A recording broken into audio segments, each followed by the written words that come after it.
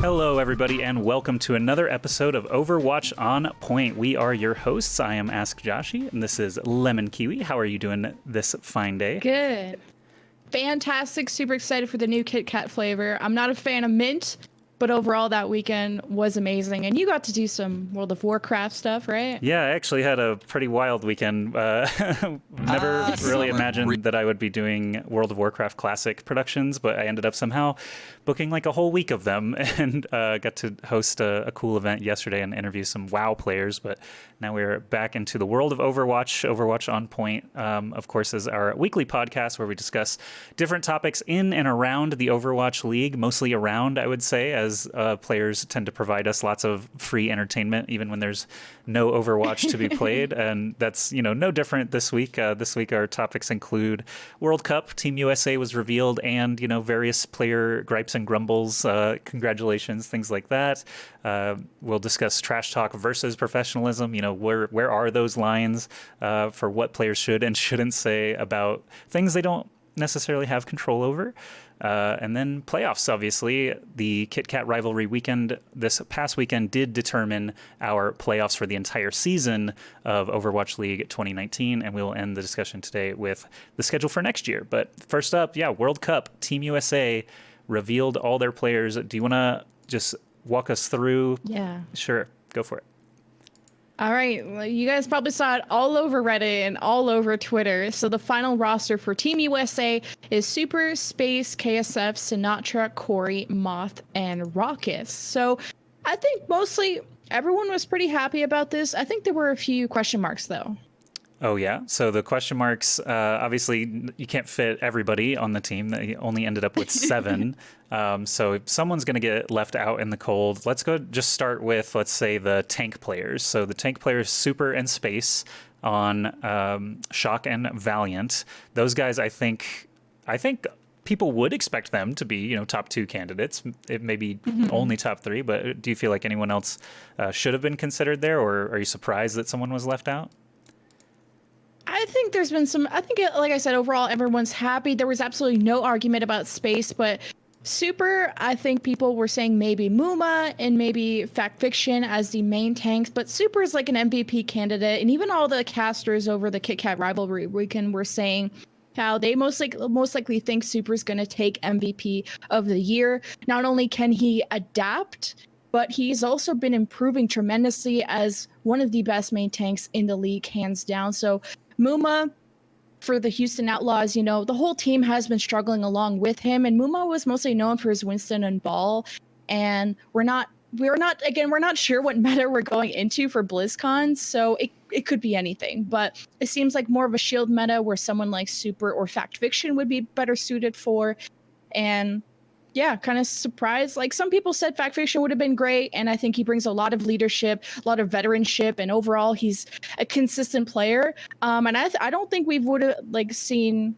I think we still would have gotten a lot of success with Fact Fiction on that role, but Super was the one that the coaches went for, and of course, hint hint, Harsha was part of the coaching lineup for Team USA. So, not pointing in any direction, but your players so much better. You know their weaknesses and their strengths so much better when you work with them that closely. So it's not surprised Super was picked in that regard. Absolutely. And I mean, you said it yourself that we have MVP candidates here making the World Cup team. So that's across the entire league. Just having any Americans up for MVP consideration should give them strong consideration for the actual World Cup squad. But a lot of people, I see Landfist in the chat right now. Is there a topic about Dogman? Kappa, actually, yes, we will be bringing up Dogman. Not quite yet. We still have to get through the rest of this roster announcement. You're absolutely right, though. That's where the sort of trash talk versus professionalism topic, we'll get to that in just a moment. So stick around with us here, Fifi, and we'll get to that. But next up, Moth and Raucus, I think, are perhaps the most contentious of the selections. Raucus specifically being on a team that didn't, really excel this season. Actually got eliminated from playoffs. They finished 16th overall. I'm looking at the final standings here before playoffs began, and it's just how do you justify picking a support player from a team that's in the bottom, third of teams all season long, when there are plenty of other, USA candidates out there. And Dogman specifically did raise concern at this, but not particularly for himself, or not specifically for himself. He did end up criticizing the coaching staff, though, as a result of this one. Yeah, so just to go over this whole thing, so we don't even have to argue about main support, because Moth was the only main support in the entire 12-man lineup, so he didn't have to battle with anyone. So yeah, the controversy really came about Sleepy versus Raucous. Dogman wasn't really as much brought up as a candidate in that regard. It was more like, why didn't Sleepy get picked? And Sleepy kind of got benched most of stage 4, if not all of stage 4, if I can remember, for Guido. And Guido's been performing a lot better. Sleepy maybe has a better Zen, but we're not in a Zen meta currently at the moment. Again, we don't know what'll be down the road for BlizzCon. And Raucous, we can say, is a better Ana, but although the team hasn't performed, let's say Houston Outlaws haven't been having an outstanding stage, USA or America doesn't really have a huge amount of good flex supports, or at least a good pool to choose from. All the best flex supports are Korean or anything else. So it's been kind of Raucous or Sleepy, and I think, again, we would have had success with either one, but we didn't really get to see Team USA trials. We know it was super grueling, and they've done a ton of work into not only what the player provides in the game, but also outside of the game, with their leadership, getting along with people, and whatever else, flexibility of hero pool. And because Sleepy hasn't had any time in stage 4, maybe the guy's rusty. Again, I don't know how his tryouts went, but Raucous was the pick, and we're just going to have to go with it. Obviously, all the better choices are maybe Korean, but we have to pick from Americans. Let's get some Koreans on this roster. Why not? No. Yeah. You're totally right, though.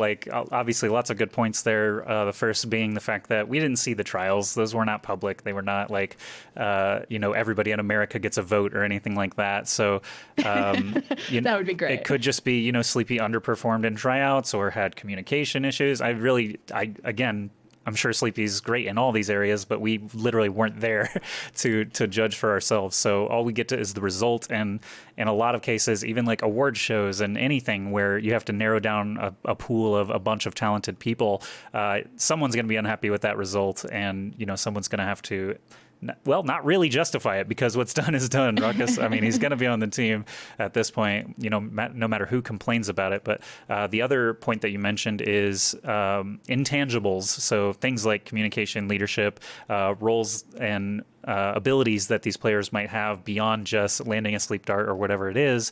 Raucous has been around for a very long time. He played other games before Overwatch. And he's a vocal player. He's a vocal player. There's lots of good boxes to check as well, even if he didn't have the best season overall with his squad or anything like that. And maybe he even meshes better with some of these players than he does his own Outlaw squad. We don't know. So I'm perfectly happy to have Raucous representing USA once again. And in the final category, the DPS category, we end up with Corey, Sinatra, and KSF.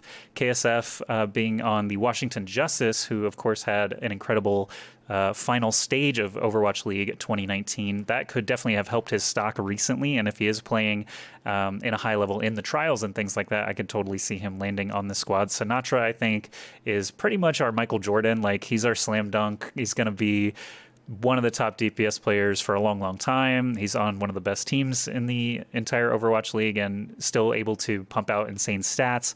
And KSF and Corey, there's a little bit less proven, but still both doing incredibly good right now. And did I misspeak and say? Did I say the wrong team a second ago? I know Corey is on Justice. Oh, KSF on Valiant, yes. And then Corey on Justice. All right. It's the K part. Right. Yeah, I got you. Yeah, I got swapped up there, but you understand. Yeah, I read your mind. I knew what you were trying to say. But I think this DPS lineup, again, no one is arguing with this really.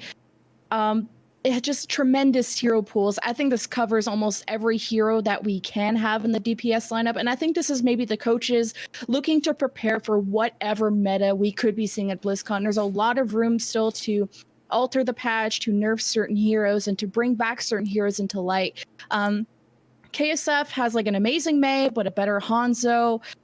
So usually he would play the Hanzo and Agilities would play the Mei. For that, KSF has some projectile. He can play the Pharah, but he's also really well suited to do the double sniper option with Corey. And Corey was obviously a must-have for sniper play. He's being considered as the best Widowmaker, best sniper in the league. So that was the most obvious choice.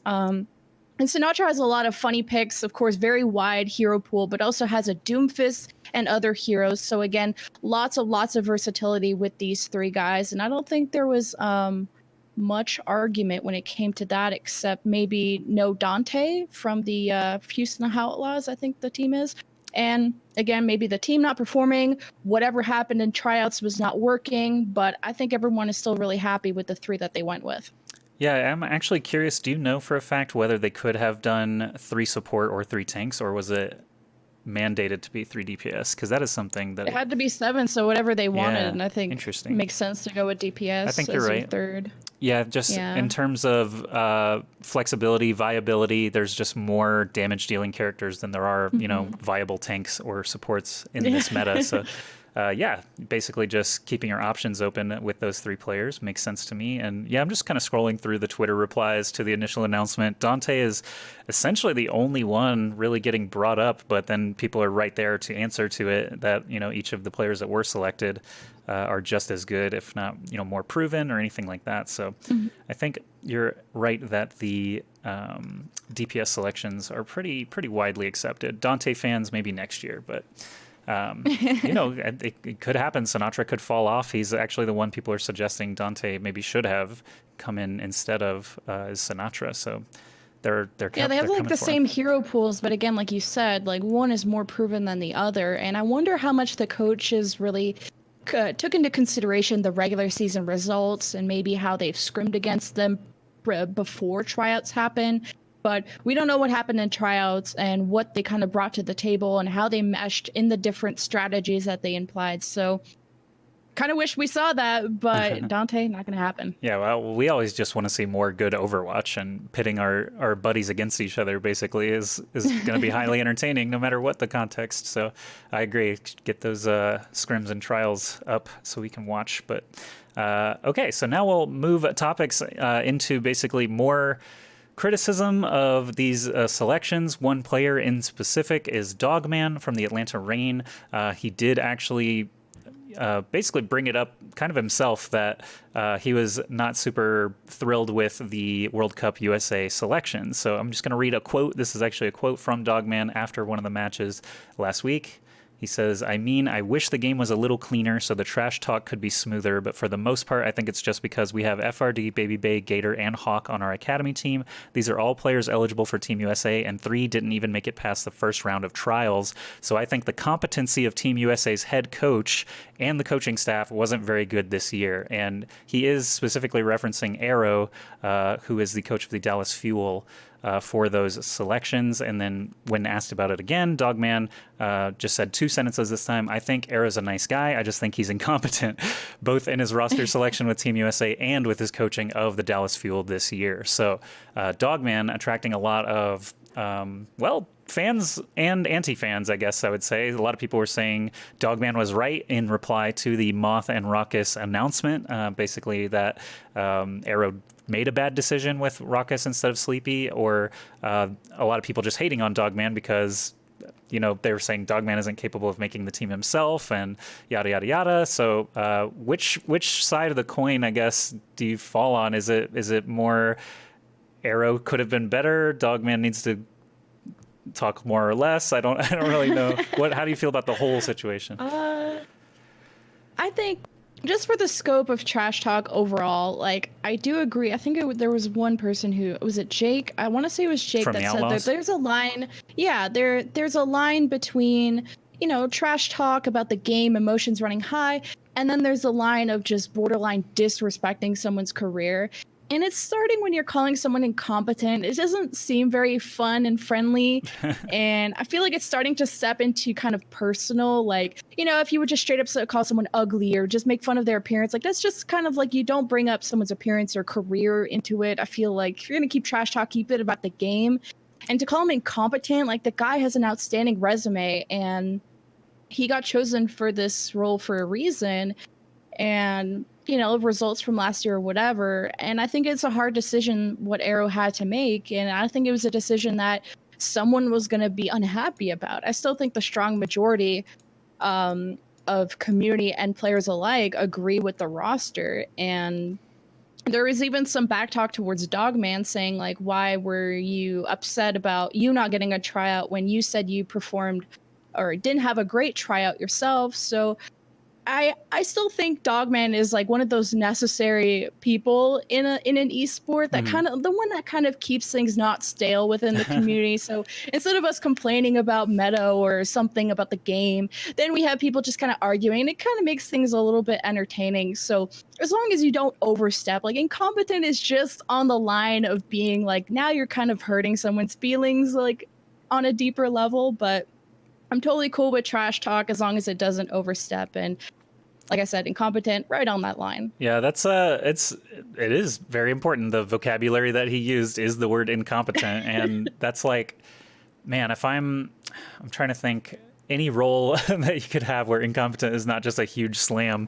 If you're incompetent, that means you don't know what you're doing. You're you're hurting your team, etc. And you're basically putting blame on a single person, where this is clearly like processed by committee. There are other coaches, he even mentions there is other staff. I don't know that Arrow maybe he does get final veto on selections or he's like the face, Yeah. You gotta always blame him over. He got elected else. in. He always gets the blame. Right. And he's a person that people can identify, which you don't just say assistant coach number 3 decided, and was the tiebreaker vote between Moth and Sleepy or whatever it was. But Dogman, I guess if I were just talking to him one-on-one, I would be like, this is just not necessary. Like, you can say something more to the lines of building people up rather than tearing down. And I think he started to get there when he mentioned his, teammates, Baby Bay Gator, etc. He's like, well, they're super worthy and, they didn't get their fair share or whatever it was, rather than going the tear down route of Arrow is incompetent, etc. Because that just doesn't help anybody. It doesn't make the people who didn't advance feel any better. It doesn't help the people who did get selected feel any better. So as far as trash talk versus professionalism, Monte Cristo, of course, is always kind of devil's advocate for more spice, more disruption. And he, of course, says that he's totally fine with some trash talk. And as long as people can move on from it, it's really, it's not a huge thing. If it becomes like a deep-seated, every other tweet is now about Arrow versus Dogman, obviously that's going to be less desirable. And Dogman is, still pretty new to Overwatch League. You don't want something in your first season to like stay with you forever. I don't think this is so bad that that's going to happen.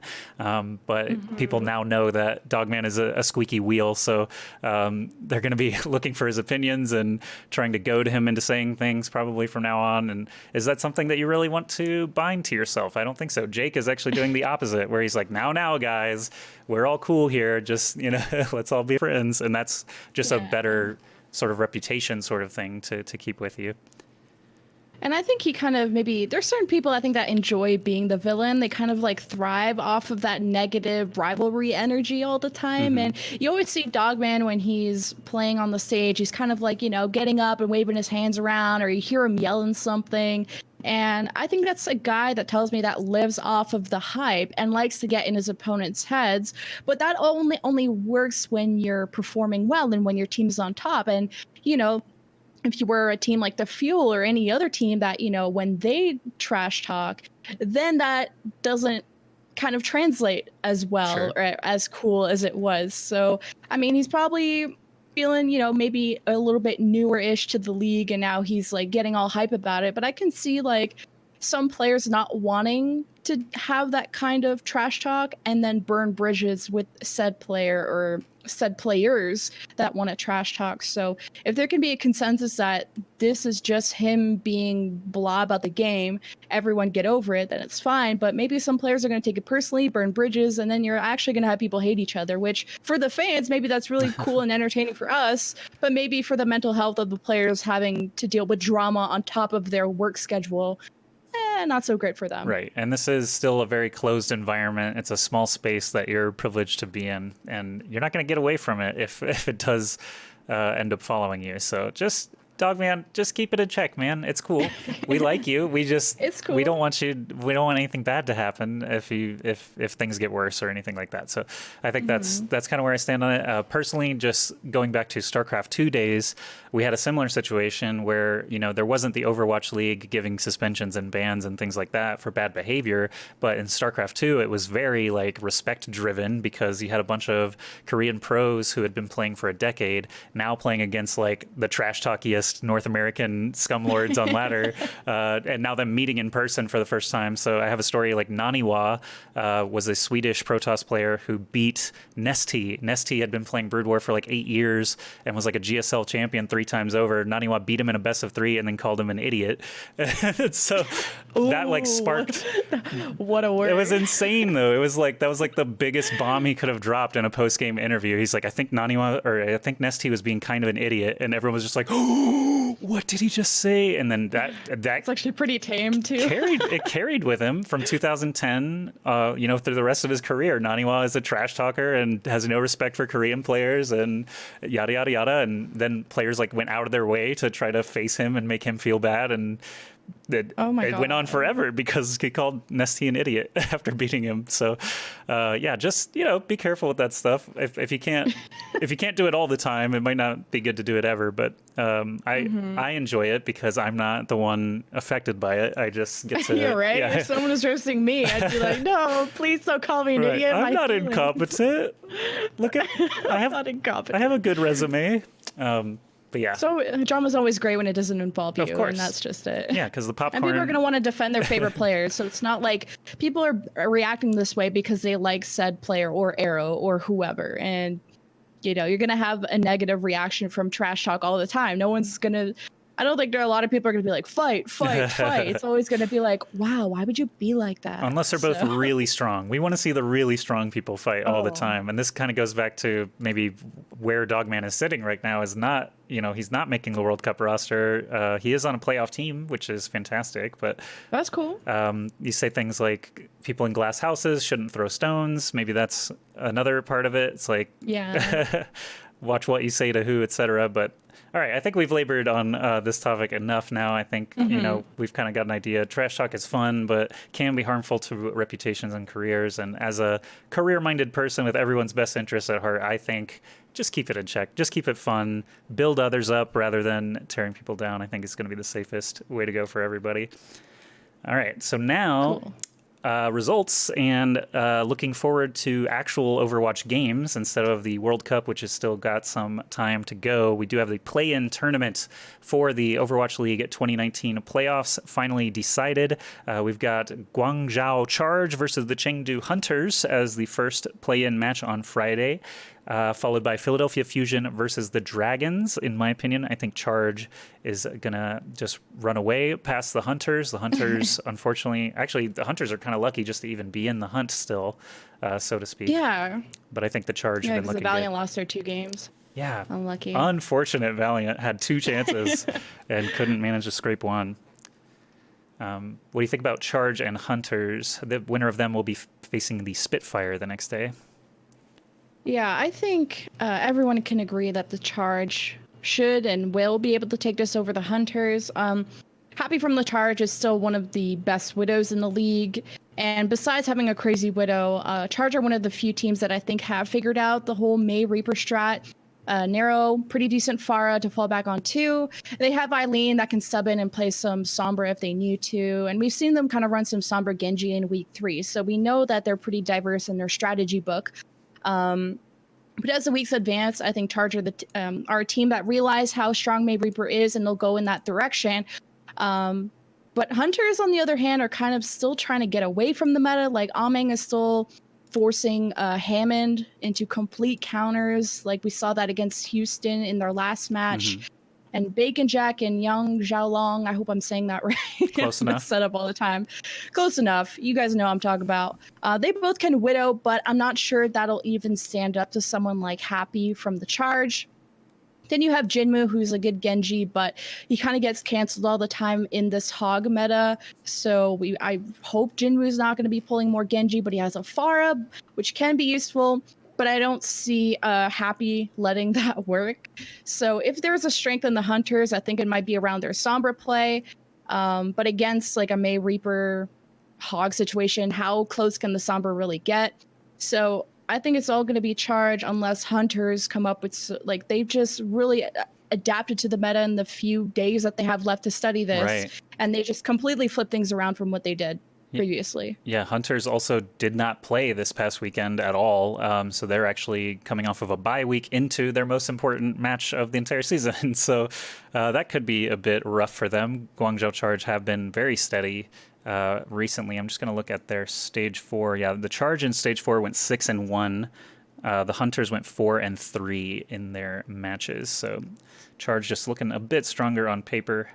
Next up, though, Philadelphia Fusion versus the Shanghai Dragons. These are teams that I actually really enjoy watching both of these teams. And last year, the Fusion surprised everybody when it came to playoff time by beating Dynasty, who they would have to face if they get past the Dragons. The Dragons this year, though, have shown their new flair for actually getting into playoffs and doing things there. And I kind of picked them the last couple of weeks to beat teams, including Dynasty, and they kind of fell flat. So Fusion, I think I would look for Fusion to beat getting past the Dragons, but then against Seoul Dynasty, that's kind of a question mark between Fusion and Dynasty for me. I think I have Dynasty moving on. How about you? Let me pull up this thing. Yeah, for Shanghai versus Philly in that other match, I think Shanghai had a really good stage 3 playoffs. You know, they really were able to hone in on their 3 DPS, you know, Doomfist, Fire, Double Sniper, you name it. And but I think Ding and the tank line are still getting used to playing to this kind of different style of the meta with 222, and especially around a Mei and against a Mei. They played Orisa Hog before, but this is like a whole different way of playing it. When you have a Mei that can block a lot of your things, your winning condition is set around the Mei and whatever DPS you tend to play with. And they won't be able to really hone in on a Pharah, which is what they were really good at last stage. So not being able to play Pharah, at least it just doesn't have as much value when there's so many shields and then there might be a Hanzo or not. It's really all about May Reaper right now. And Philly have always been a strong team, but I think the stage has been a little bit less friendly to them than others, more because just mirror matches haven't been favoring them. May Reaper, May Hanzo hasn't always been their strongest showing, and the Halt Hook setups still need to be perfected, but I still think individually, like Carpe is now getting more challenged for the title of Best Widow. True. And especially in an Orisa Hog setup, it's really hard for snipers to get as much value in this meta compared to the other metas. That's why Carpe popped off in all these other metas, and maybe now not so much. He really has to change his positioning and also adapt to how the team is set up behind a shield. So I'm going to give this match to Philly because I think they just have a stronger grasp of the meta with the May Reaper or the May Hanzo, their ability to counter the Pharah and other things. And Shanghai, I think, might have a chance because I find their tank line is still pretty strong. But they could pull out some non-meta comps to maybe get around Philly, but we'll have to see how the match goes. Yeah, and I'm again just referencing their most recent stage here, but Philadelphia Fusion and Seoul Dynasty both went 3-4, underwhelming for both squads in this last stage. But Shanghai Dragons actually only won one match. I didn't even realize it was that drastic. Shanghai Dragons coming into the playoffs with a 1-6 stage 4 record. That's got a... They have a large hill to climb in front of them. Dream Overwatch in the chat saying Sigma meta is going to shake things up real hard. You're absolutely right. We could touch on Sigma just a little bit and just kind of close the show on that. Sigma recently obviously introduced to the game for all to play. We've seen a bunch of gripes and a bunch of people just playing him only. I've actually seen some crazy Twitch clips of people just making use of the floating Sigma shield to protect widows in weird spots and things like that. Yeah, Sigma definitely could shake things up. What's your thought on the new tank being added? Yeah, there's all the pros are saying right now that Sigma is going to be 100% pick rate, and he needs to be changed in some way, whether it's the cooldowns or just the shield health in general. A lot of people, including myself, think Sigma's going to be 100%. Now, who's going to be accompanying Sigma? Is it going to be kind of like a Zarya setup where you have like a kind of like a death ball with the Zarya? Are they going to go for double shield with an Orisa, which that's kind of the flavor of the month right now? It's yet to be decided, but yes, I definitely think Sigma's going to have a huge impact, and who's going to be picking that up is going to be important. Right. I'm curious, like, which of the Overwatch League tanks are actually practicing him more so than other tanks, or are they banking on the fact that he's going to catch a nerf? It's really kind of a double-edged sword. You don't want to waste time on a character that you think is going to get nerfed hard, but gotta pick. And these games are coming up Friday and Saturday for the play-in. That's, again, Charge versus Hunters on Friday, Fusion versus Dragons. On Saturday, they will move on. Charge or Hunters will face the Spitfire and Seoul Dynasty on the other side of the bracket. What do you think about Spitfire and Dynasty basically getting to play one less match? They get to watch their opponents actually play on Friday. So Spitfire and Dynasty might actually just both benefit from being able to sit back and watch on Friday, and they're just really good squads. I think Spitfire, their most recent stretch was still only 4-3 in the final stage. So it still looks very even out there across all the teams. It's hard to say. If Charge are the ones that move on, I don't know. I'm still thinking Charge are looking really good. I know they're only 9th seed, but Spitfire just haven't impressed me a whole ton. They kind of have these hot streaks and then these cold streaks. And then Dynasty, I don't really watch a whole lot of them, but I think they could still hold on to their spot against Philly that would come in. But again, it's who really has the better grasp of the May Reaper, which I kind of gave it to Philly because of that. So I think on a hot streak, if Philly win that match, I think they'll have a lot of momentum to keep it going. Yeah, I'm actually just trying to find Dynasty's most recent results, but they actually just had... Dynasty did 4-0 Charge, but they're on opposite ends of the bracket. Yeah. Spitfire got 4-0'd by New York Excelsior, another, full Korean squad there. So that's really anyone's game. This actually could be maybe the most exciting match, just because I really don't know who's going to win. Charge and Spitfire is getting very interesting now as we discuss it more. But I think that is going to be it for our play-in tournament discussion. Is there anything else, Jen, that you would like to maybe brush on or bring up before we close the show for this week? Just the holiday homestands I got announced. Please, everyone, go to your local homestand and support your Overwatch League teams. And especially if you're looking for which one is the most hyped, Dallas. I personally went there and it was amazing. And a lot of people are hyping up the Paris homestand. So if you're looking to maybe make a trip, check out the 2020 schedule, pick one, and just get to experience Overwatch League in person, because there's not just the games, there's also things to do and people to meet there. So I hope everyone in chat or whoever's listening gets to go at least to one homestand this year. Yeah, that's a great point. So she's referencing the 2020 season schedule that's just been released, so you guys can check all that out. But we have, basically homestands every weekend starting next season. So that's cool that you got to go to one of the Dallas ones. I actually have not been able to get to any of them just yet, and I'm sure... We need a Vegas one. Yeah. That's what we need. Ideally, they would just pop over to Vegas just for a weekend, but I'm seeing a lot in China, obviously. Seoul, Houston is actually getting a bunch of them. So Houston might actually be a cool one to attend. Washington, D.C. gets to host a weekend. So lots of viable places for our North American listeners, as well as a lot of Chinese stops, actually. If we have any Chinese listeners, you're going to get to see a lot of live Overwatch League next season. But that is going to wrap up the show for us. Don't forget that we are live here on twitch.tv/Prediction Esports. That's Prediction with 2 E's once a week. And the podcast will be on Apple Podcasts shortly following each broadcast. So check us out. Prediction, Preediction. Thank you very much, everybody who came and watched this week. Thanks to everybody listening on Apple Podcasts. Any final words before we say goodbye? Nope. Thank you guys all so much for watching, and Joshy's amazing, and we'll see you guys next week. Yep. Thank you, Jen, for the amazing topics and discussion. Once again, we'll be back next week. Thanks again, everybody. Have a good week and win some Overwatch games for us. See ya. Bye.